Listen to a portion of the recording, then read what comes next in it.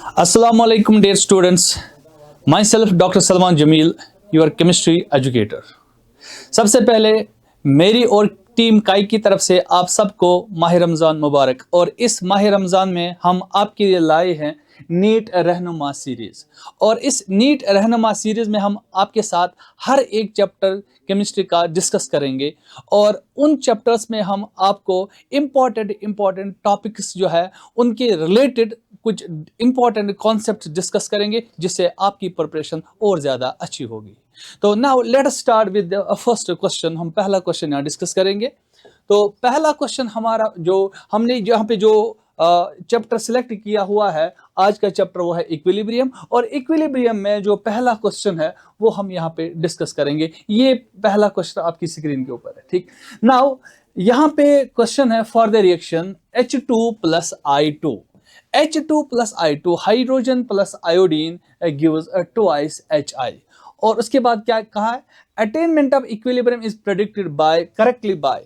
अब इन ग्राफ्स में आपको बताना है कि यहाँ इक्विलिब्रियम किस में करेक्टली प्रेडिक्ट किया गया है, ठीक। तो सबसे पहले आपको ये पता होना चाहिए इनिशियली अगर हम T = 0 लेंगे तो इनिशियली क्या होता है, इसके कुछ मोल्स होंगे, सपोज A मोल्स, इसके भी A मोल्स होंगे सपोज, ठीक है ना। तो इसका 0 होगा क्योंकि एट T = 0 प्रोडक्ट कॉन्सेंट्रेशन आपका जो होगा वो 0 होगा। लेकिन जब कुछ टाइम होगा यानी कि इक्विलिब्रियम पे T = T इक्विलिब्रियम, तो उस टाइम क्या होगा, suppose X amount has reacted, तो A यहाँ पे क्या रहेगा, A - X, यहाँ पे क्या रहेगा A - X, और ये कितना बन गया, ये X बन गया क्योंकि X अमाउंट रिएक्ट हुआ। तो जाहिर सी बात है यहाँ से पता चलता है कि ये जो HI है इसकी कॉन्सेंट्रेशन बढ़ गई, इसकी कॉन्सेंट्रेशन कम हो गई, इसकी कॉन्सेंट्रेशन कम हो गई, ठीक। यही चीज हमने ग्राफ से प्रेडिक्ट करना है कौन सा ग्राफ सही इसमें है। तो अगर हम देखेंगे पहला जो ग्राफ है यहाँ पे HI की कॉन्सेंट्रेशन बढ़ रही है जो कि सही है। लेकिन यहाँ पे अगर हम देखेंगे H2 की कॉन्सेंट्रेशन घट रही है लेकिन I2 की कॉन्सेंट्रेशन बढ़ रही है जो कि गलत है। तो पहला इसमें आंसर नहीं है।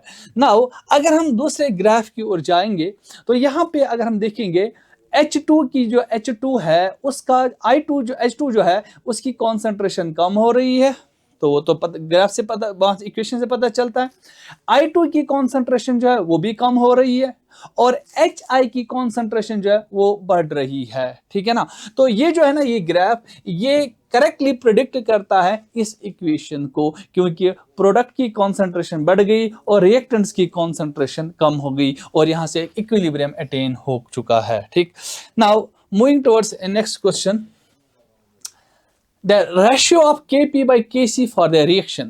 Kp और Kc का रेशियो इस रिएक्शन में बता देना है आपको। तो हमें पता है इक्वेशन जो होती है वो है Kp = Kc RT delta Ng। Delta Ng क्या होता है, ये होता है number of moles of gases products minus number of moles of gases reactants. तो डेल्टा Ng हम पहले यहाँ से निकालेंगे। तो डेल्टा Ng इसके कितने मोल बन गए, यहाँ से ये 1 है और यहाँ से जो O2 है ये O2 है यहाँ से, तो इसका जो है ये आधा मोल है और इसका 1 मोल है। तो प्रोडक्ट्स 1 है minus products minus reactants minus जो है दैट इज 1 + 1/2 दैट इज 3/2। तो 3/2 माइनस करना है तो आएगा 2 - 3/2, वो आएगा -1/2। तो -1/2 डेल्टा Ng आएगा। तो अगर हम देखेंगे यहाँ से क्या आएगा, Kp = Kc RT delta Ng के बदले हम लिखेंगे -1/2।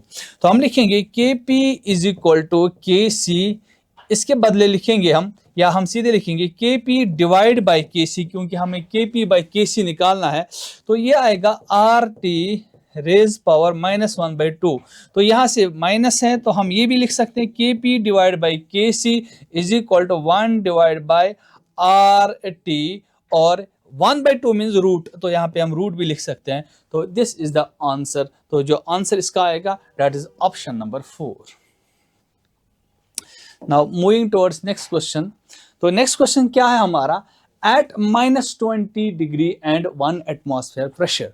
-20 डिग्री टेम्परेचर और 1 एटमॉस्फेयर प्रेशर में क्या है, a cylinder is fitted with equal number of molecules of H2, I2 and HI. H2, I2 and HI के इक्वल नंबर ऑफ मॉलिक्यूल्स है एक रिएक्शन के, ये वाला जो है एक सिलेंडर में। Kp for the reaction is, Kp for the process, Kp इस रिएक्शन के लिए क्या है, that is x into 10 raise power -1। आपसे पूछा गया है x जो है उसका वैल्यू क्या आएगा। तो हम इस क्वेश्चन को ऐसे करेंगे, क्योंकि हम यहाँ से इसका कॉन्सेंट्रेशन, इसकी कॉन्सेंट्रेशन और इसके मोल जो है, इसके मॉलिक्यूल जो है इक्वल नंबर इनका है, H2, I2 और HI के इक्वल नंबर ऑफ मॉलिक्यूल्स है। तो अगर हम इस रिएक्शन के लिए Kp लिखेंगे, Kp is equal to Kc RT delta Ng। तो अगर हम डेल्टा Ng की बात करेंगे, delta Ng is equal to products minus reactants, तो 2 - 2, क्योंकि ये भी गैसेस है, ये भी गैसेस है, ये भी गैसेस है, ये 2 है, ये 1 है, ये 1 है, तो वो आएगा 0। तो डेल्टा Ng 0 आएगा। तो Kp is equal to Kc RT raise power 0, anything raise power 0 is equal to 1, तो Kp is equal to Kc यहाँ पे आएगा। लेकिन हम Kc निकालेंगे, Kc किसके बराबर होगा, Kc will be equal to HI का स्क्वायर, है ना, divide by H2 divide by I2। तो इनके जो मोल्स है वो बराबर है, तो इसका मतलब ये कैंसिल हो जाएंगे, Kc आएगा A के बराबर। तो हम लिख सकते हैं Kp is equal to 1, Kp 1 के बराबर आएगा, ठीक है ना। तो हमें क्या निकालना है, Kc जो है वो 1 के बराबर आएगा, तो हमें निकालना है Kp is equal to 1। Kp किसके बराबर है, Kp is equal to x into 10 raise power -1 is equal to 1, x is equal to 1 divide by 10 raise power -1। तो जब ये ऊपर आएगा तो x is equal to 10, x जो है वो 10 के बराबर आएगा, ठीक। तो answer will be option number 3। A vessel at 1000 Kelvin, 1000 kelvin में क्या है, carbon dioxide with pressure of 0.5 atmosphere. Carbon dioxide जो है, जो कि गैस है, इसका प्रेशर है 0.5 atmosphere. Some of carbon dioxide is converted into carbon monoxide on addition of graphite. कुछ कार्बन डाइऑक्साइड कार्बन मोनोऑक्साइड में कन्वर्ट हुआ है जब हमने ग्रेफाइट ऐड किया हुआ है। ग्रेफाइट मीन्स कार्बन, हम कार्बन सॉलिड, ग्रेफाइट सॉलिड होता है तो कार्बन सॉलिड हम ऐड करते हैं। If the total pressure at equilibrium is 0.8 atmosphere, pressure at equilibrium जो है that 0.8 atmosphere, 8 atmosphere, 0.8 atmosphere pressure है इक्विलिब्रियम पे, P इक्विलिब्रियम प्रेशर। तो हमसे पूछा गया है कि P किसके बराबर होगा इस रिएक्शन में। तो जाहिर सी बात है, तो अगर initially T is equal to 0 है तो 0.5 एटमॉस्फेयर है, तो ये वाला जो है ये 0 होगा, क्योंकि सॉलिड है, सॉलिड से कोई फर्क पड़ने वाला नहीं। सपोज इसका जो प्रेशर है वो x से डिक्रीज हुआ है, तो हम लिखेंगे at T is equal to T equilibrium, तो यहां से 0.5 माइनस x हम लिखेंगे, तो ये कितना बन चुका होगा, यहां से x होगा, ठीक है ना। नाउ टोटल प्रेशर जो होगा एट इक्विलिब्रियम, टोटल प्रेशर जो होगा एट इक्विलिब्रियम, तो वो होगा बराबर this one plus this one, that is 0.5 minus x, और यहां से हम लिखेंगे प्लस, यहां से लिखेंगे x। लेकिन यहां से इस रिएक्शन को हम पहले बैलेंस करेंगे। ये कार्बन है, यहां से कार्बन, ये 2 टाइम्स कार्बन आएगा यहां पे, तो यहां से जो इसका अमाउंट बनेगा वो 2x बनेगा, तो यहां पे 2x होगा। तो ये कितना बनेगा, यहां से ये बनेगा 0.5 2x में से माइनस, तो माइनस x करेंगे, is equal to total pressure किसके बराबर है, टोटल प्रेशर 0.8 एटमॉस्फेयर के बराबर है, तो ये आएगा 0.8। तो x जो आएगा यहां से वो आएगा 0.8 minus 0.5 is equal to 0.3 atmosphere. तो x जो आया, x जो हमें आया यहां से वो आया 0.3 एटमॉस्फेयर। नाउ हमें पूछा गया यहां से देन Kp किसके बराबर है? तो Kp किसके बराबर होगा? Kp will be equal to KCRT delta Ng। Now तो हम लिखेंगे यहाँ पे जो Kp जो है यहाँ से, तो now it will be equal to,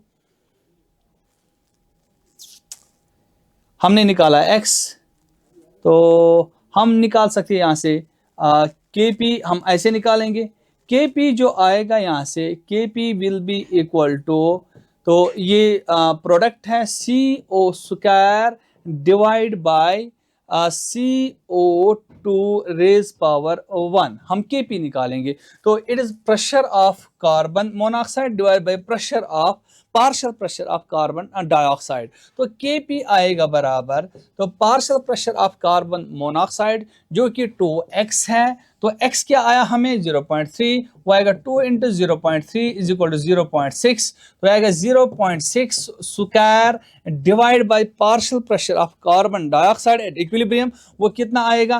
that is 0.5 minus x, x कितना है 0.3, वो हमें आएगा 0.2, तो आएगा डिवाइड बाय 0.2 यहाँ से आएगा हमें, तो that will be equal to Kp is equal to 0.6 into 0.6 divide by 0.2, 0.2 cancel, 2 1 2 3, तो वो आएगा Kp is equal to 6 into 3 18, तो एक के बाद पॉइंट आएगा, वो आएगा 1.8 atmosphere. This will be the option for this question. Simple, हमें क्या करना है इस क्वेश्चन में, हमें कार्बन, पहले रिएक्शन लिखनी है, कार्बन डाइऑक्साइड को हमने कार्बन ऐड किया, वहां से कार्बन मोनोऑक्साइड बन गया। अब इस रिएक्शन को हमने बैलेंस करना है, तो इस रिएक्शन को हमने बैलेंस किया, हमने यहाँ से 2 लगा दिया, बैलेंस हो गई।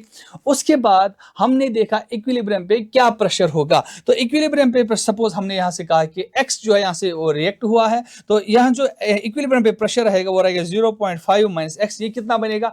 ये 2x बनेगा। तो उसके बाद हमने यहाँ से क्या किया, हमने यहाँ पे टोटल प्रेशर देखा, टोटल प्रेशर हमारे पास 0.8 एटमॉस्फेयर था, तो total pressure will be pressure of this plus pressure of this, इसकी वजह से प्रेशर जो होगा वो 0 होगा, वो ऐड नहीं होगा यहाँ पे, तो x जो हमें आया वो आया 0.3। तो pressure of this carbon dioxide at equilibrium वो आएगा 0.5 माइनस 0.3 आएगा, और इसका जो प्रेशर आएगा 2x, 2 इंटू 0.3 वो आएगा 0.6। उसके बाद हमें पता है Kp is equal to partial pressure of carbon monoxide raise power, इसका स्क्वायर आएगा divide by partial pressure of carbon dioxide, इसका प्रेशर जो है वो 1 के बराबर आए क्योंकि सॉलिड है। तो उसके बाद हम x के वैल्यूज यहाँ पे पार्शियल प्रेशर का वैल्यू सब्स्टिट्यूट करेंगे, हमें Kp निकलता है 1.8 atmosphere. Now for a given reaction choose the correct expression of Kc for the following। तो यहाँ से हमें Kc के लिए एक्सप्रेशन यहाँ से बतानी, Kc के लिए क्या एक्सप्रेशन आएगी। तो Kc के लिए आप सिंपली आपको कॉन्सेंट्रेशन लेना है, तो आएगा कॉन्सेंट्रेशन प्रोडक्ट FeSCN 2 प्लस इसका concentration divide by concentration reactants, वो कौन सा है Fe3 प्लस, और उसके बाद concentration of SCN minus, this will be the expression for Kc। अब कौन सा आंसर हमारे लिए है, तो this is the Fe, no तो प्रोडक्ट आएगा ऊपर FeSCN 2 plus divide by, this is the answer for Kc। Now और एक क्वेश्चन हमारे पास है जो कि अच्छा क्वेश्चन है, सल्फर ट्राइऑक्साइड जो है SO3 गैसेस में, तो SO2 देता है प्लस हाफ ऑफ O2। इस रिएक्शन के लिए Kc जो है that is 4.9 into 10 raise power -2। The value of Kc for the reaction. अब दूसरी रिएक्शन उन्होंने दी है ट्वाइस SO2, यहाँ पे सारे जो रिएक्टेंट्स प्रोडक्ट गैसेस में O2 gives SO3, twice SO3। तो अब हमें पूछा गया है कि इस रिएक्शन के लिए Kc डैश जो होगा, वैल्यू ऑफ Kc इस रिएक्शन के लिए वो क्या होगा। नाउ अगर हम दो रिएक्शंस को एनालाइज करेंगे, this reaction first and this reaction second, दो रिएक्शंस को एनालाइज करेंगे तो क्या हुआ है इसमें। नंबर 1, यहाँ पे SO2 रिएक्टेंट साइड से, यहाँ पे SO3 रिएक्टेंट साइड से, यहाँ पे SO3 प्रोडक्ट साइड से। अगर हम दोनों को कंपेयर करेंगे, यहाँ पे मुझे लग रहा है कि रिएक्शन रिवर्स हुई है, तो जब रिएक्शन रिवर्स होती है तो इक्विलिब्रियम कांस्टेंट जो है उसको वो डिवाइड हो जाता है, वो रेसिप्रोकल हो जाता है उसका, ठीक। तो new equilibrium constant K C dash will be equal to 1/Kc, तो इसका रेसिप्रोकल हो जाएगा। दूसरा हमें देखना है कि यहाँ पे स्टोइचियोमेट्री को क्या हुआ है। अगर हम देखेंगे यहाँ पे 2 आया, यहाँ से 2 से मल्टीप्लाई किया है, तो यहाँ से भी 2 आया, 2 से मल्टीप्लाई किया, यहाँ से 2 से मल्टीप्लाई किया तो 1/2। तो एक तो हमने मल्टीप्लाई किया, जिस नंबर से आप मल्टीप्लाई करते हो वो नंबर पावर में आता है। तो अब किस नंबर से हमने मल्टीप्लाई किया है, वो हमने मल्टीप्लाई किया है 2 से, तो इसको आएगा Kc dash is equal to 1/Kc raise power 2, this will be the answer. लेकिन हमें यहाँ पे Kc गिवन है, तो Kc जो है, Kc डैश जो आएगा वो आएगा 1 divide by 4.9 into 10 raise power -2 whole square. तो वो आएगा 1 डिवाइड बाई 4.9 इंटू 4.9, तो ये 10 रेज पावर -4 आएगा, वो ऊपर जाएगा, वो आएगा 10 रेज पावर 4। तो डिवाइड करने के बाद जो इसका आंसर आता है और वो आता है 416। तो this is the answer for this question. आप यहाँ पे इसको सॉल्व कर सकते हैं, लेकिन कॉन्सेप्ट यही है, अगर रिएक्शन को रिवर्स कर रहे हो इक्विलिब्रियम कांस्टेंट रेसिप्रोकल हो जाता, अगर किसी नंबर से मल्टीप्लाई कर रहे हो वो नंबर पावर में आता है। For the given hypothetical reaction, equilibrium constants are, देखिए बेटा x जो है ये y दे रहा है, इसका जो k1 है वो 1.0 है, ठीक। नंबर 2 y जो है वो z दे रहा है, इसका जो k2 है वो है 2.0। W जो है नंबर थर्ड z जो है वो w दे रहा है, इसके लिए k3 जो है वो 4.0 है, 4.0। तो हमें पूछा गया है x गिव्स w, इसके लिए k जो है वो क्या आएगा। नाउ अगर हम गौर से एनालाइज करेंगे, x रिएक्टेंट साइड से है और w जो है प्रोडक्ट साइड से है, तो हम क्या करेंगे, ये रिएक्शन नंबर 1 है, ये रिएक्शन नंबर 2 है, ये रिएक्शन नंबर 3 है। अगर हम ऐड करेंगे फर्स्ट सेकंड थर्ड को, वो क्या आएगा, x plus y plus z gives y plus z plus w।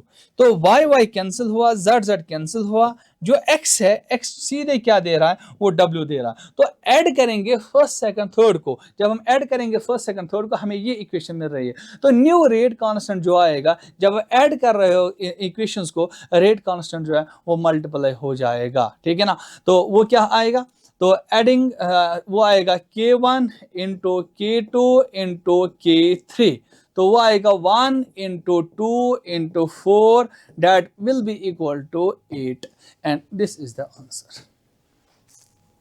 Now moving to our next question, तो यहां से स्टेटमेंट बेस्ड क्वेश्चन है जो कि नीट में पूछे जाते हैं।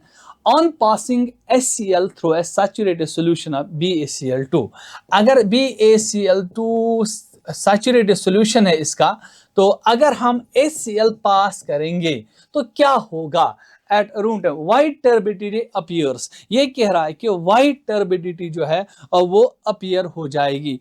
तो अगर हम देखेंगे BaCl2 एक्वस, यानी कि ये असल में वाटर में हमने डाला हुआ है, तो ये डिसोसिएट होना चाहिए Ba2 plus and C2Cl minus. हालांकि ये स्पेरिंगली सॉल्युबल है, लेकिन जब आप HCl ऐड कर रहे हो, HCl क्या ऐड कर रहा है यहाँ से, वो Cl माइनस दे रहा है। Cl minus provides common ion effect, तो ये इसकी डिसोसिएशन को सप्रेस करेगा। तो इसका मतलब BaCl2 जब प्रेसिपिटेट रहेगा तो ये व्हाइट टर्बिडिटी देता है। तो इसका मतलब पहला स्टेटमेंट जो वो सही है, यहाँ पे टर्बिडिटी आएगी क्योंकि BaCl2 ही रहेगा, ये डिसोसिएट आयंस में नहीं होगा क्योंकि यहाँ पे कॉमन आयन इफेक्ट होगा। दूसरा, when HCl gas is passed through a saturated solution NaCl, sodium chloride is precipitated. Sodium chloride is precipitated due to common ion effect.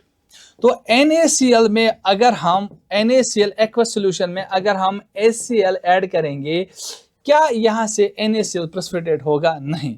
क्यों नहीं होगा? क्योंकि NaCl जो है इसका KsP सॉल्युबिलिटी प्रोडक्ट जो है वो बहुत ज्यादा है, it will dissociate into ions. लेकिन BaCl2 का जो सॉल्युबिलिटी प्रोडक्ट है वो कम है, तो यहाँ पे HCl की वजह से कोई इफेक्ट नहीं यहाँ पे इससे पड़ेगा, क्योंकि इसका KsP ज्यादा है। ऑल्दो यहाँ पे भी कॉमन आयन इफेक्ट होना चाहिए था, लेकिन इसका KsP ज्यादा है, तो ये प्रेसिपिटेट नहीं होगा, ये डिसोसिएट होगा आयंस में। तो इसने कहा NaCl, तो दूसरा स्टेटमेंट जो वो रॉन्ग है, तो हम कहेंगे statement first is correct, statement first is incorrect, but statement second is correct, तो ये इसका आंसर आएगा। Now moving towards next question, the value of Kc is 64 at 800 Kelvin for the reaction N2 plus this plus gives ammonia. The value of Kc for the reaction is, तो Kc और Kp में क्या relation है? Kp is equal to Kc RT raise power delta Ng। अगर हम इस equation में देखें, यहाँ पे number of moles of products 2 है, यहाँ पे 3 + 1 4 है, तो डेल्टा Ng जो आएगा वो आएगा -2 के बराबर। तो Kp जो आएगा, तो यहाँ पे हमें क्या दिया गया है? The value of Kc for इस रिएक्शन के लिए, ये चीज हमें नहीं करना, तो हमें इस रिएक्शन के लिए बताना है कि इस रिएक्शन के लिए Kc क्या आएगा। नाउ यहाँ से N2 रिएक्टेंट साइड से है, यहाँ से N2 प्रोडक्ट साइड से, यहाँ से अमोनिया प्रोडक्ट साइड से, यहाँ से अमोनिया रिएक्टेंट साइड से, तो इसका मतलब रिएक्शन रिवर्स हो चुकी है। जब रिएक्शन रिवर्स होती है तो इक्विलिब्रियम कांस्टेंट को क्या होता है? वो रेसिप्रोकेट हो जाता है, उसका रेसिप्रोकल लेते हैं। तो अगर हम देखेंगे Kc जो है new equilibrium constant that will B 1/k, अगर हम इसका K मानेंगे तो इसका मानेंगे K डैश, तो K डैश जो है वो रेसिप्रोक हो जाएगा। नाउ अब उसके बाद चूंकि हमने यहाँ से स्टोइचियोमेट्रिक कोएफिशिएंट से भी मल्टीपल नंबर से भी मल्टीप्लाई किया है। अगर हम यहाँ देखेंगे, यहाँ 2 टाइम्स अमोनिया है, यहाँ पे अमोनिया के पास स्टोइचियोमेट्री 1 है, इसका मतलब हमने डिवाइड किया है 2 से, तो यहाँ से भी डिवाइड किया 2 से, यहाँ से भी, तो डिवाइड किया 2 से, तो यहाँ से क्या आएगा? यहाँ से वही पावर आएगा 1/, यहाँ से हमने डिवाइड किया है 2 से, तो 1/2 यहाँ से पावर आएगा, वही नंबर पावर आएगा जिससे आप मल्टीप्लाई कर रहे हो, यानी कि हमने यहाँ से 1/2 से मल्टीप्लाई किया हुआ है। तो that will be equal to K dash is equal to 1/√ऑफ K। तो K कितना था हमारे पास? इसने दिया था यहाँ से 64, तो 1/√64, तो वो क्या आएगा? 1/8 स्क्वायर, तो ये वाला कैंसिल हो जाएगा, तो K डैश जो आएगा वो आएगा 1/8, 1/8 is the answer. Now for the equilibrium A gives B, A B दे रहा है, तो इक्विलिब्रियम इसमें है the variation of the rate of forward A and rate of reverse B reaction with time is given by, तो with time A की concentration जो है वो कम हो जाएगी, B की जो है वो बढ़ जाएगी, ठीक है ना। तो लेकिन इक्विलिब्रियम पे क्या होता है? Rate of forward reaction becomes equal to rate of backward reaction, जो कि इस ग्राफ से हमें पता चलता है। रेट ऑफ फॉरवर्ड रिएक्शन बन चुका है किसके बराबर? रेट ऑफ बैकवर्ड रिएक्शन, और इक्विलिब्रियम आ चुका है, तो this will be the answer.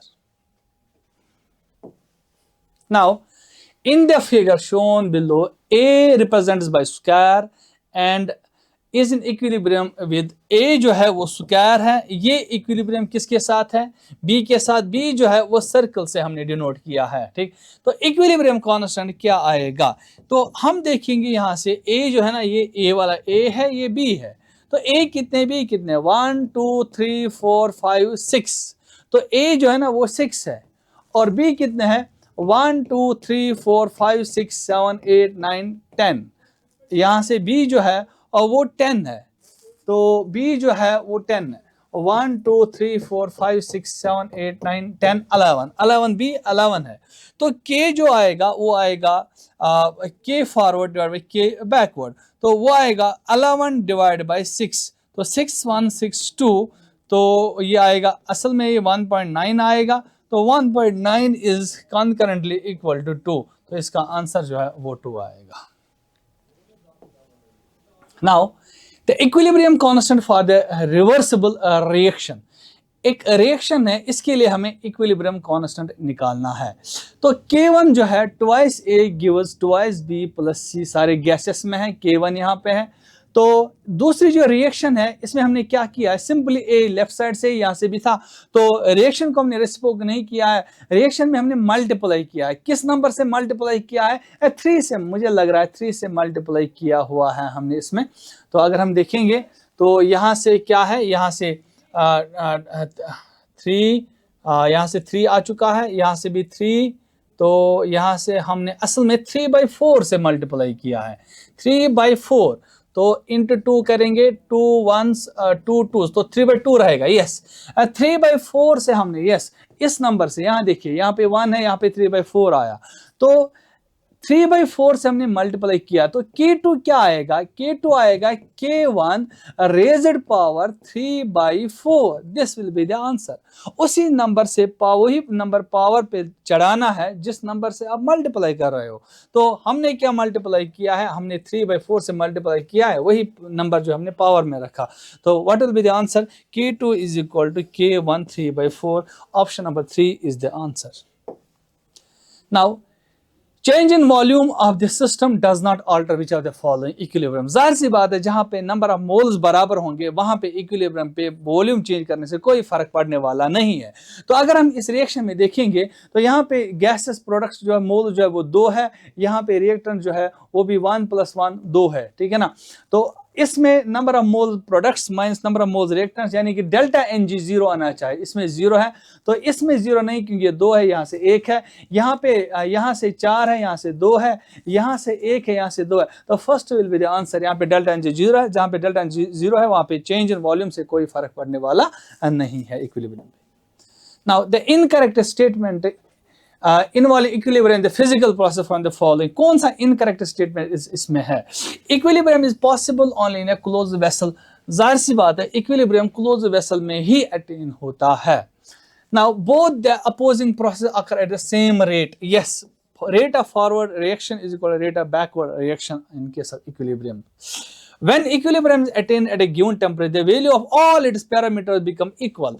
हर एक पैरामीटर इक्वल बन जाता है, नहीं, this is absolutely wrong statement. यहाँ पे जब भी इक्विलिब्रियम आता है वहां पे जो पैरामीटर्स है वो इक्वल नहीं बनते, वो कांस्टेंट रहते हैं। तो यहाँ पे होना चाहिए था, कांस्टेंट होना चाहिए था यहाँ पे, therefore this is the incorrect statement. Answer ये आएगा इसका। तो अगर हम आंसर देखेंगे, this will be the answer. For dissolution of solids in liquid the solubility is constant, solids के लिए तो कांस्टेंट ही होता है। फॉर द रिएक्शन हमारे पास है SO2 + O2 गिव्स SO3, तो इसके लिए डेल्टा H गिवन है and Kc is equal to this 1.7 × 10⁻⁶, which the following statement is incorrect। हमें बताना है यहाँ से कौन सा इनकरेक्ट। इक्विलिब्रियम कांस्टेंट गिवन है, रिएक्शन एक्सोथर्मिक है क्योंकि डेल्टा H गिवन है वहां से। The equilibrium will shift in the forward direction as the pressure increases। याद रखना, increase in pressure will favor the process which tends to decrease in number of moles। अगर हम यहाँ देखेंगे, यहाँ पे number of moles 3 है, यहाँ पे number of moles 2 है, तो यहाँ पे decrease in number of moles होता है, तो increase in pressure will favor the process which tends to decrease in number of moles। तो यहाँ पे reaction जो है ना वो forward direction में shift हो जाएगी। This is absolutely correct। ये statement फिलहाल जो है ये correct है। Now the addition of inert gas at constant volume will not affect the equilibrium constant। तो constant volume पे additional inert gas से कोई फर्क पड़ता नहीं है। The equilibrium constant, पहले ये देखेंगे, the equilibrium constant decreases as the temperature increases। तो चूंकि रिएक्शन एक्सोथर्मिक है तो इक्विलिब्रियम कांस्टेंट डिक्रीज हो जाएगा अगर आपने टेम्परेचर बढ़ा दिया, ये भी सही है। लेकिन अगर ऑप्शन नंबर 3 देखेंगे हम, the equilibrium constant Kc is large, suggestive of reaction going to completion, and so no catalyst is required। इससे इक्विलिब्रियम कांस्टेंट अगर ज्यादा होगा इसका मतलब ये नहीं कि रिएक्शन कंप्लीट हो गई है। दूसरा, इसने कहा है कि going to end so no catalyst is required. तो कैटलिस्ट और इक्विलिब्रियम कांस्टेंट से कुछ लेना देना नहीं है। कैटलिस्ट क्या करता है, वो रेट ऑफ फॉरवर्ड और बैकवर्ड रिएक्शन को, it helps to attain the equilibrium. ये जो कैटलिस्ट है it helps to attain the equilibrium quicker, ठीक है ना। तो इसको इक्विलिब्रियम कांस्टेंट के साथ कुछ लेना देना नहीं है। तो ये जो स्टेटमेंट है, this is absolutely wrong statement. KSP for this, what is the molar solubility of the salt in water. अगर हम देखिए हमारे पास ये है CrOH होल थ्राइस, तो ये किस में कन्वर्ट होता है, Cr3 plus plus thrice OH minus, ठीक है ना। तो अगर हम इसकी सॉल्युबिलिटी S लेंगे, इसका तो 3S लेना पड़ेगा, थ्राइस OH माइनस देता। तो KSP इसके लिए क्या आएगा, वो आएगा S into 3S whole cube आएगा यहाँ से। तो यह आएगा S, यहाँ से 3 इंटू 3 9 27, 27 इंटू S क्यूब, तो वो टोटल में आएगा 27S4। तो KSP जो आएगा वो आएगा 27S4। तो अब यहां से आपको सॉल्युबिलिटी बतानी है, तो सॉल्युबिलिटी जो आएगा और S4 आएगा under root of KSP divide by 27। तो S4S जो आएगा वो आएगा under root of 4 root of KSP। KSP कितना है हमारे पास 1.6 इंटू 10⁻30 divide by 27, and this will be the answer. ये इसका आंसर आएगा। What is the conjugate base of OH minus? OH minus का कंजुगेट बेस क्या आएगा, तो इसका मतलब ये एसिड लेना है, कंजुगेट एसिड लेना है। Conjugate acid and conjugate base differ by proton, इनमें प्रोटॉन की डिफरेंस होती है। तो इसका मतलब ये किस में कन्वर्ट हो जाएगा, ये कन्वर्ट हो जाएगा O2 माइनस में, प्लस देगा H प्लस। तो ये अगर कंजुगेट एसिड है, ये इसका कंजुगेट बेस रहेगा फिर, क्योंकि इसने प्रोटॉन दिया, and conjugate acid base differ by proton. तो अगर इन दो का हम देखेंगे, इन दो में किसका डिफरेंस है, एक प्रोटॉन का डिफरेंस है। तो कंजुगेट बेस जो आएगा इसका वो आएगा O2 minus. The first and second dissociation constant, बहुत ही अच्छा क्वेश्चन है। तो H2A जो है ये डिसोसिएट हुआ है, तो ये किस में डिसोसिएट हो जाएगा, Ha minus plus H plus. तो इसका जो K1 है दैट इज 1.0 इंटू 10⁻⁻5, ये इसका फर्स्ट एसिड डिसोसिएशन कांस्टेंट है K1। लेकिन उसके बाद Ha जो रह गया, उसका सेकंड डिसोसिएशन कांस्टेंट जो है ये आएगा A2 minus plus H plus. तो इसका जो K2 है that will be equal to 5.0 into 10⁻10। इसका सेकंड डिसोसिएशन कांस्टेंट है। द ओवरऑल डिसोसिएशन कांस्टेंट क्या आएगा, तो ओवरऑल डिसोसिएशन कांस्टेंट जो है एडिंग फर्स्ट एंड सेकंड, अगर ऐड करेंगे फर्स्ट एंड सेकंड को, तो ओवरऑल ये इक्वेशन, यानी कि ओवरऑल ये है कि H2A जो है ये हमें A2 माइनस देगा प्लस A2 माइनस देगा, A2 minus plus twice H proton देंगे यहां से। तो अगर इन दो इक्वेशंस को ऐड करेंगे, तो एडिंग फर्स्ट एंड सेकंड, तो ये वाला कैंसिल रहेगा। तो यहां से क्या बनेगा, यहां से बनेगा H2A गिव्स क्या देगा, H plus twice H plus A2 minus plus twice H plus. तो यही इसने दिया, यही इक्वेशन हमें मिल गई। यानी कि हमने दो इक्वेशंस को ऐड करना है, तो ऐड करेंगे रेट कांस्टेंट जो है इक्विलिब्रियम कांस्टेंट जो मल्टीप्लाई हो जाएगा। तो K जो है इसका जो इक्विलिब्रियम कांस्टेंट आएगा इस रिएक्शन का, वो इनका एडिशन होगा K1 इंटू K2। तो K1 कितना है 1.0, वो कितना है 5.0, तो 1 इंटू 5 इज 5, तो उसके बाद 10⁻⁻5 10⁻⁻15। तो ये जो K है यहाँ से इसका जो ओवरऑल डिसोसिएशन कांस्टेंट वो होगा 5 into 10⁻⁻15। This is the answer for this question. Now 3 reactions involving H2PO4 2- हमारे पास है आर गिवन। तो in which of the following does H2PO4- act as an acid, जहां पे प्रोटॉन देगा वहां पे एसिड एक्ट करेगा। तो अगर यहां से H3PO4, ये नहीं H2PO4 और यहां से वाटर है, तो H2PO4 माइनस ने क्या दिया, इसने HPO4 2- यानी कि प्रोटॉन दिया है, तो इसमें ये एसिड एक्ट हुआ है। यहाँ पे अगर देखिए H2PO4 OH माइनस, इसने प्रोटॉन लिया है, तो H3PO4, तो इसमें ये एसिड एक्ट हुआ, इसमें ये एसिड एक्ट नहीं, इसमें बेस एक्ट हुआ है। तो सेकंड ओनली इसका आंसर होना चाहिए, and this is the answer. Which are the following are Lewis acids. Lewis acid वो होता है जो इलेक्ट्रॉन पेयर को एक्सेप्ट करता है। सिंस बोरान फैमिली जो है इनके पास 6 ही वैलेंस इलेक्ट्रॉन है, 1 2 3 4 5 6, एंड AlCl, यहाँ पे Cl बोरान एल्यूमिनियम गैलियम एक ही ग्रुप के एलिमेंट्स है, एक की फैमिली के एलिमेंट्स है। इनके वैलेंस शेल में 6 ही इलेक्ट्रॉन है। They are short of 2 electrons to complete their octet, hence BCl3 and ACl3 act as a Lewis acid, क्योंकि ये दो दो इलेक्ट्रॉन, ये एक पेयर यानी कि दो दो इलेक्ट्रॉन लेंगे, तो first will be the answer. Which of the following is a Lewis acid? तो अगेन बोरान कंपाउंड जहां पे भी होगा वही ज्यादातर जो है इलेक्ट्रॉन डेफिशिएंट होते हैं। तो बी, यहां से मिथाइल, यहां से मिथाइल, यहां से मिथाइल। अभी मैंने कहा it is short of 2 electron, इसके पास 6 ही इलेक्ट्रॉन है, 2 इलेक्ट्रॉन्स की कमी है, तो it acts as a Lewis acid, it can accept a pair of electron. Permanganate titration are not performed in presence of hydrochloric acid. Permanganate titration जो है वो हाइड्रोक्लोरिक एसिड की प्रेजेंस में नहीं की जाती है, ठीक है ना, पहला स्टेटमेंट है। असर्शन ये है chlorine is formed as a consequence oxidation hydrochloric acid.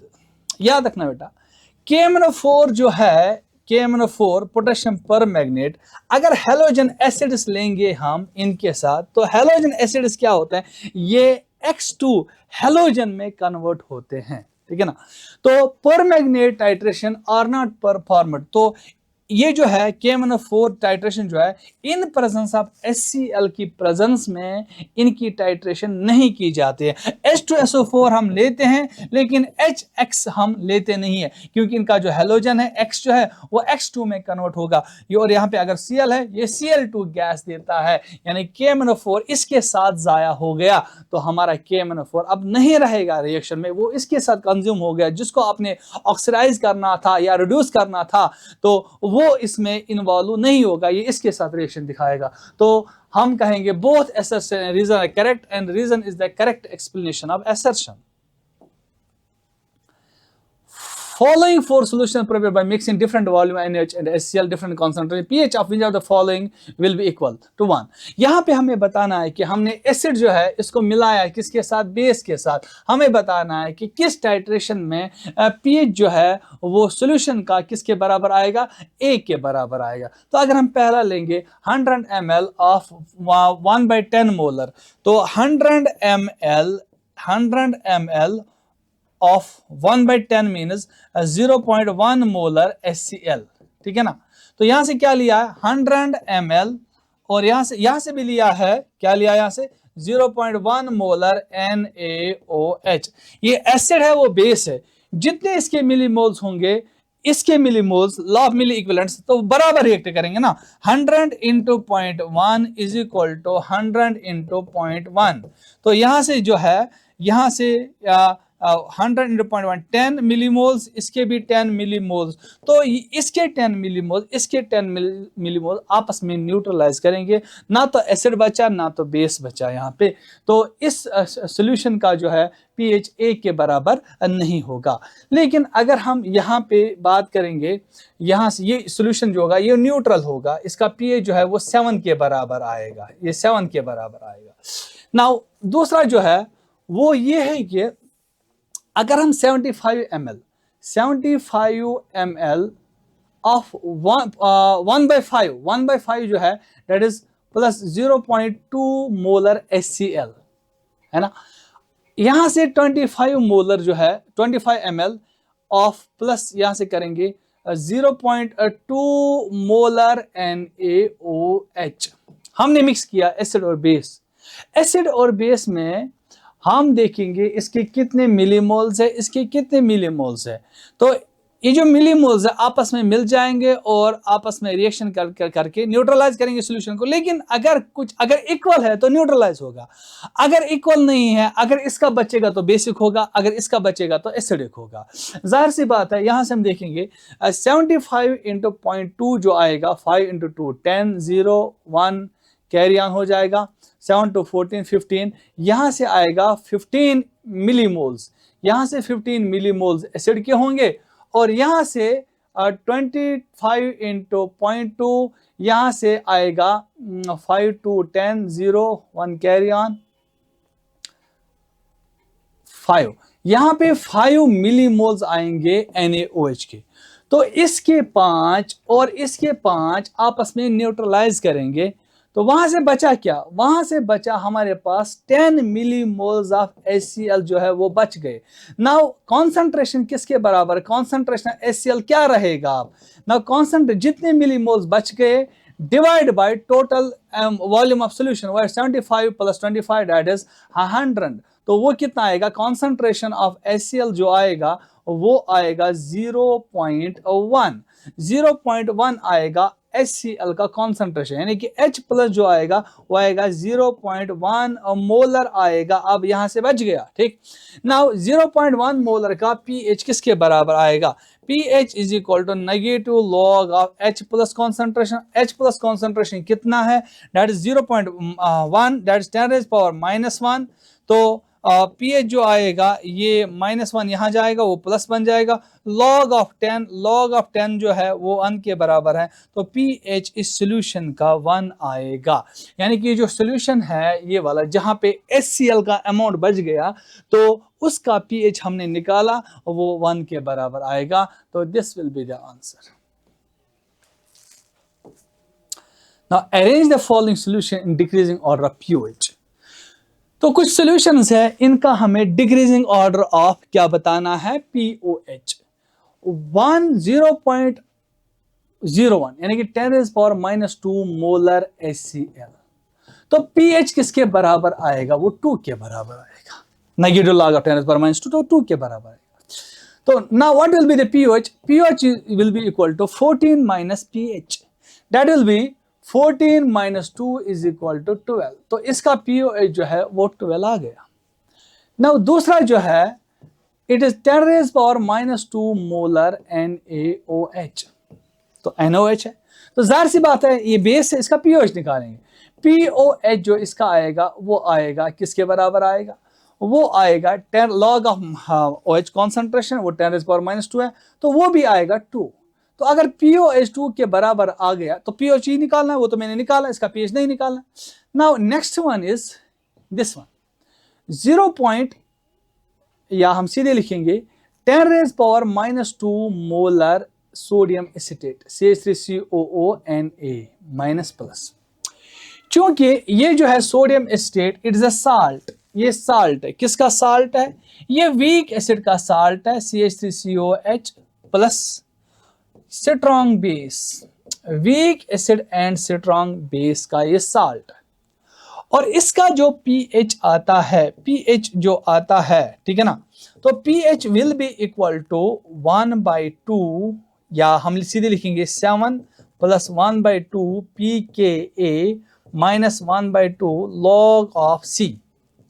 तो इसका जो pH आएगा वो 7 से ज्यादा ही आएगा, pH will be more than 7, क्योंकि यहां से प्लस में कर रहा हूं, तो 7 प्लस कुछ।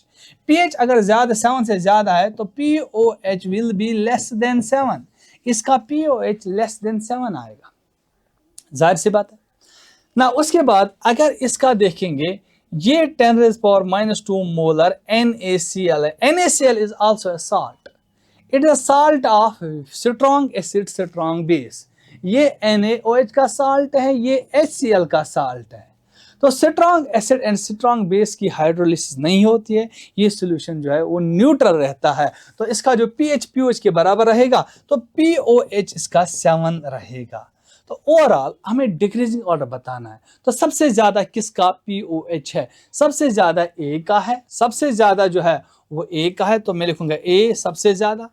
उसके बाद जो pOH है तो वो मुझे लग रहा है D का है, क्योंकि इसका इक्वल टू 7 है, ठीक, D का है। उसके बाद जो है वो इसका है, ठीक है ना, लेस देन 7 वाले का है। उसके बाद C का है, और इसका है लास्ट पे आएगा B। तो this will be the answer, ADCB है कोई, ADCB, this is the answer. Now which of the following statement is are correct? In statements में से कौन सा सही है, कौन सा गलत है। pH of 10⁻⁻8 molar HCl is 8, which is absolutely wrong, क्योंकि एसिड का pH 10⁻⁸ अगर हम इक्वेशन यहाँ पे लगा देंगे, pH is equal to negative log of H plus concentration, तो 8 आएगा। लेकिन यहाँ पे एसिड की कॉन्सेंट्रेशन बहुत कम है, तो you can not neglect the concentration of water H plus from water. तो वो ऐड करना है, तो इसका जो pH हमेशा लेस देन 7 ही आता है क्योंकि एसिडिक सॉल्यूशन है। तो पहला स्टेटमेंट जो है ये गलत है, ये सही नहीं है। The conjugate base of H2PO4 minus is HPO4 3-। Yes, तो acid and base differ by proton, तो यहाँ और यहाँ प्रोटॉन की डिफरेंस है। तो यहाँ पे जो कंजुगेट बेस है, तो कंजुगेट बेस, लेकिन यहाँ पे आना चाहिए था H2PO4 माइनस, यहाँ पे आना चाहिए था HPO4 2- आना चाहिए। तो फिलहाल हम ये यहीं पे रखेंगे, हम देखेंगे ऑप्शन क्या रहेगा यहाँ से। KW increase with increase in temperature. Yes, ionic product increase होता है टेम्परेचर बढ़ाने से, ठीक है ना। नाउ ये तो फिलहाल सही है। तो when A solution of weak acid, when a solution of weak monoprotic acid is titrated against a strong base at half neutralization point pH is equal to 1/2 pK। तो एक चीज यहां से देखो आप बेटा, pH जो होता है इसके, ये बफर में असल में है, pH is equal to pKa plus log of salt divided by acid। Salt जो है वो होगा, सपोज मैं लिखूंगा यहां से साल्ट, चलिए मैं लिखूंगा salt concentration, salt divide by concentration of acid, ठीक है ना। यानी कि ये होता है साल्ट जो होता है असल में कंजुगेट बेस होते हैं, conjugate base divide by acid, conjugate base divide by acid होता है, ठीक। न्यूट्रलाइजेशन पॉइंट पे क्या होता है कि ये जो कॉन्सेंट्रेशन ऑफ साल्ट और कॉन्सेंट्रेशन ऑफ एसिड जो है वो बराबर होते हैं, ठीक। तो जब ये बराबर होगा तो ये 1 के बराबर आएगा, ये इक्वल रहेगा तो 1 के बराबर, log of 1 is equal to 0। तो pH जो है वो pKa के बराबर आएगा क्योंकि ये log of 1 0 के बराबर। तो न्यूट्रलाइजेशन पॉइंट पे साल्ट की कॉन्सेंट्रेशन यानी कि कंजुगेट बेस की कॉन्सेंट्रेशन एसिड के बराबर आएगा, तो ये दो कैंसिल हो जाएंगे तो 1 के बराबर आएगा, pH is equal to pK। तो ये स्टेटमेंट गलत है। लेकिन यहाँ पे कंजुगेट बेस तो यहाँ से 2- है, 3- नहीं 2-, तो हमारा जो आंसर रहेगा वो बी और सी रहेगा। This will be the answer। Ka for acetic acid is this। Ka कितना है? Ka जो एसिटिक एसिड का है वो है 1.8 into 10⁻⁻⁵। Kb for ammonium hydroxide जो है 1.8 into 10⁻⁵। The pH of ammonium acetate, तो एसिटिक एसिड और अमोनियम हाइड्रोक्साइड ये वीक एसिड है, ये वीक बेस है, जब आपस में मिलाएंगे तो यहां से बनेगा साल्ट, क्या बनेगा CH3COO NH4+, salt of weak acid and weak base. तो ये जो salt of weak acid weak base जो है इसका जो pH होता है, pH इसका होता है 7 + 1/2 pKa - 1/2 pKb, ये कॉन्सेंट्रेशन पे डिपेंड नहीं करता, तो this will be the pH। तो जाहिर सी बात है यहाँ पे Ka जो है Kb के बराबर है, तो अगर Ka इतना है pKa कितना आएगा, वो आएगा negative log of 1.8 into 10⁻⁵। pKb कितना आएगा, वो आएगा नेगेटिव log of 1.8 into 10⁻⁵। इसका मतलब ये वाला और ये वाला बराबर है, तो ये वाला बराबर है, तो ये दो कैंसिल रहेंगे, तो pH जो है ना वो 7 के बराबर आएगा, ठीक। pH will be equal to 7। Now let the solubility of aqueous solution of magnesium hydroxide be x, then KSP किसके बराबर आएगा। तो MgOH होल ट्वाइस जो है जब ये डिसोसिएट होगा ये Mg2+ बनाएगा प्लस ट्वाइस OH- बनाएगा। नाउ KSP जो होगा इसकी सॉल्युबिलिटी x है, इसका क्या आएगा, इसका 2x लिखेंगे, ठीक है ना। तो KSP जो आएगा यहां से वो आएगा x × 2x होल स्क्वायर। तो KSP will be equal to 4x × 4x square is equal to 4x³। तो हमें क्या निकालना है, solubility product, that will be equal to 4x³। this is the answer for this question, ये 4x³ आएगा। Then now solubility of AgCl will be maximum in each of the following। तो AgCl की solubility कहाँ पे ज्यादा होगी, तो अगर पहला देखेंगे, अगर हम इस सॉल्यूशन में AgCl डालेंगे तो because of common ion effect इसकी डिसोसिएशन जो है वो कम होगी, इसकी सॉल्युबिलिटी कम होगी, कॉमन आयन इफेक्ट है तो यहाँ पे इसकी सॉल्युबिलिटी कम होगी। यहाँ से भी HCl माइनस प्रोड्यूस करेगा तो ये भी इसको कॉमन आयन इफेक्ट की वजह से इसकी सॉल्युबिलिटी कम रहेगी। AgNO3 की में Ag प्लस है, Ag प्लस की वजह से इसकी जो सॉल्युबिलिटी वो कम रहेगी। डी आयोनाइजर वाटर जो है Ag plus AgCl plus water, तो इसका डिसोसिएशन यहाँ पे हो जाएगा Ag plus Cl minus, aqueous में रहेगा, क्योंकि यहाँ पे कोई कॉमन आयन इफेक्ट नहीं। इन तीन में डिक्रीज होगा, इसमें डिक्रीज नहीं होगा क्योंकि वो कॉमन आयन इफेक्ट प्रोड्यूस करेंगे। Now next question is catalyst के ऊपर है। A catalyst does not influence the value of equilibrium constant। ठीक, कैटलिस्ट इक्विलिब्रियम कांस्टेंट की वैल्यू को इन्फ्लुएंस नहीं करता है। Yes, this is absolutely correct। Catalyst क्या करता है? It increase rate of forward and backward reaction को ये इक्वली इंक्रीज करता है, helps to attain the equilibrium quickly।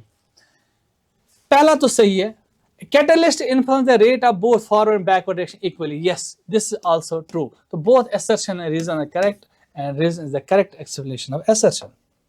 Now the conjugate acid and base pair differ by a proton। जाहिर सी बात है, अभी मैंने कहा जो conjugate acid और conjugate base होता है इनमें हमेशा एक प्रोटॉन की डिफरेंस होती है।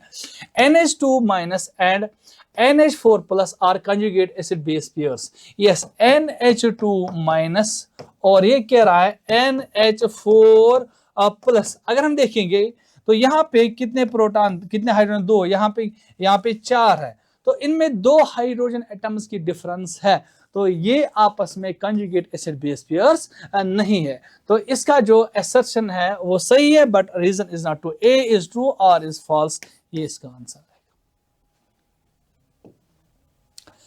The pH of 10⁻⁻7 molar acid less than 7। अभी मैंने कहा, इससे पहले भी क्वेश्चन आया था, तो 10⁻⁻7 मोलर जो HCl है उसका pH लेस देन 7 ही होगा, क्योंकि एसिड है, एसिड का 7 से कम होगा, 7 नहीं होगा, 7 न्यूट्रल बनेगा, 7 से ज्यादा अगर होगा तो बेसिक बनेगा। क्योंकि यहाँ पे एसिड की कॉन्सेंट्रेशन बहुत कम है, तो यहाँ से हम वाटर की कॉन्सेंट्रेशन H+ वाटर से जो H+ निकलता है उसकी कॉन्सेंट्रेशन नेग्लेक्ट नहीं कर सकते। At low concentration of HCl, contribution of H+ from, हाँ वही जो मैं कह रहा था कि लो कॉन्सेंट्रेशन पे हम H+ का जो कंट्रीब्यूशन जो H+ वाटर से आता है और उसकी कॉन्सेंट्रेशन हम कंसिडर करते हैं। तो both assertion and reason are correct and reason is the correct explanation of assertion। Now solubility of AgCl in ammonia is greater than pure water। AgCl की solubility अमोनिया में ज्यादा है as compared to solubility of AgCl in water. तो yes, ये statement सही है, इसी में ज्यादा होता है, इसमें नहीं होता। क्यों? क्योंकि AgCl अमोनिया के साथ कॉम्प्लेक्स बनाता है, तो ये बनाता है NH3, तो इसका इक्विलिब्रियम कांस्टेंट फॉरवर्ड डायरेक्शन में ज्यादा होता है, बैकवर्ड में कम होता है, कॉम्प्लेक्स बन जाता है यहाँ पे। तो यहाँ से इसने रीजन क्या दिया? When HCl dissolves ammonia, complex takes place and the solubility of is shifted towards forward direction। yes, तो assertion भी true है, रीजन भी इसका करेक्ट एक्सप्लेनेशन है। तो this was all about NEET Rahnuma series from equilibrium chapter। Now in the next lecture we will come up with a new beautiful and important questions. Till then, thank you. Assalamu alaikum।